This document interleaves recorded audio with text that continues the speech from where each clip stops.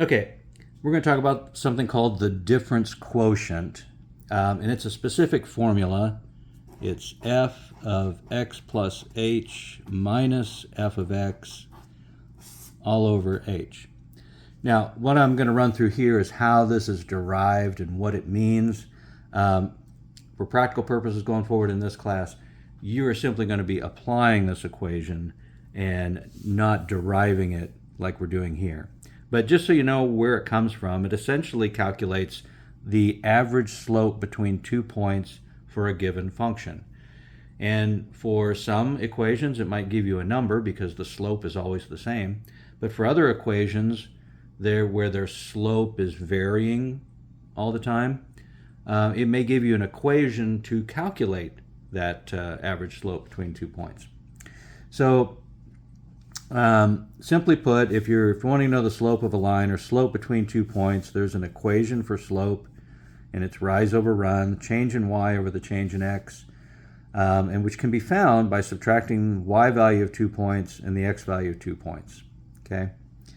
And so what we can do is we can imagine that we have an x value here on the coordinate plane, and we've got a function running through here, and we can find that the y value associated with that x value is simply the function evaluated at x. This is our function notation. Remember, the f of x is what replaced our y.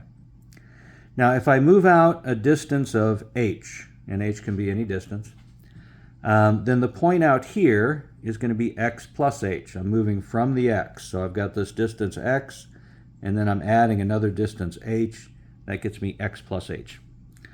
Likewise, the function evaluated at x plus h is going to be represented like this.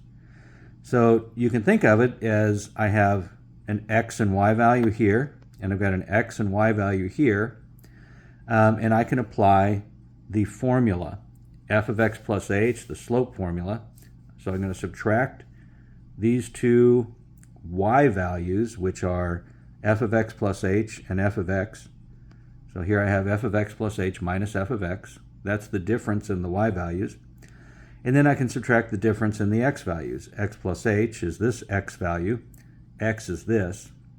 And notice that these x values cancel out, leaving what we would call the difference quotient. Okay?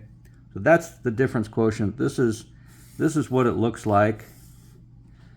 And now, what do we do with it? Well, let's say we have an equation, f of x is 3x minus 2. And we want to evaluate what is the average slope between any x and any x plus h. Well, we can simply stick this function into the difference quotient. The first thing we need to do is calculate what f at x plus h is. Okay? So to do that, we use our function notation. Here's our original function, but if x becomes x plus h, then this x becomes x plus h. We do some distribution, and we get 3x plus 3h minus 2. Okay, now we can put it in our difference quotient equation. We know what f of x plus h is. We know what the original equation is. So 3x plus 3h minus 2 minus, notice I use parentheses because I want to distribute that negative and I don't want to forget. H, that's the simple part. So we're going to distribute that negative. Notice this becomes negative 3x plus 2.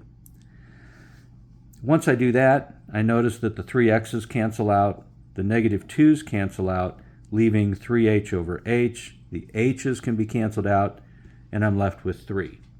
Not surprising, because this is a linear equation, and its slope is always 3, no matter where you are on the line. So it's not surprising that we simply get a number. That's not always the case, though. Some equations have slope that changes. So if we have an equation like f of x equals x squared minus 2, that's going to create this parabola that's constantly changing its slope. Okay? So again, we start off by calculating f of x plus h, substituting x plus h in for x. When we expand this binomial, we've got x plus h times x plus h, and we need to make sure that we get that middle term. And just real quick, I'll do that down here. X plus h squared, of course, is x plus h times x plus h. Okay, remember squaring means we multiply it. And when you have this kind of thing, we have to multiply everything over here with everything over here. So we're going to take the x times the x, we're going to get x squared. Then we're going to take the x times the h. That's going to give us xh. Now we do the same thing, h times x, but I'm going to write it x times h just to keep it like this one. And then h times h, h squared.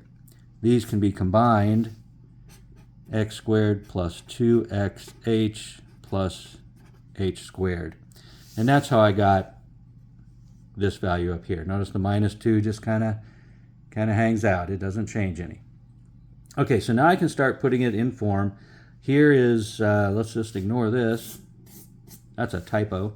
So here is our f of x plus h, and then we're subtracting the original f of x squared minus 2, all over h. We distribute this negative, that makes that positive 2. And notice we can cancel out x squared with a minus x squared, negative 2 with a positive 2. And that leaves 2xh plus h squared. We can cancel out one of the h's, and we're left with 2x plus h. Okay? And that actually gives us, this is the equation that gives us the average slope between some value x and some distance further on h. So, you know, we can do an example. Let's say we pick the, I'm not sure, I think this is probably a previous example, but let's just pick our own. So let's say we're at 2 and we want to go 1, 2, 3 more this way. Okay, so that means that x is 2 and h is 3.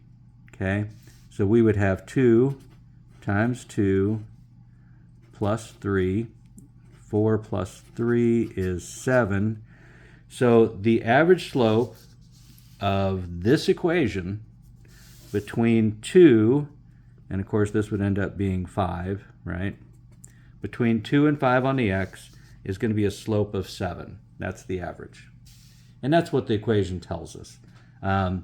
It's interesting in itself, but the reason it's in this chapter of the book right now, the reason you're seeing it right now, is it's all about this function notation, and it gives us a great excuse to use this function notation in a way that you might not have seen before, that we're replacing the x with something that's not a number, but actually another equation, and then doing some algebraic simplification.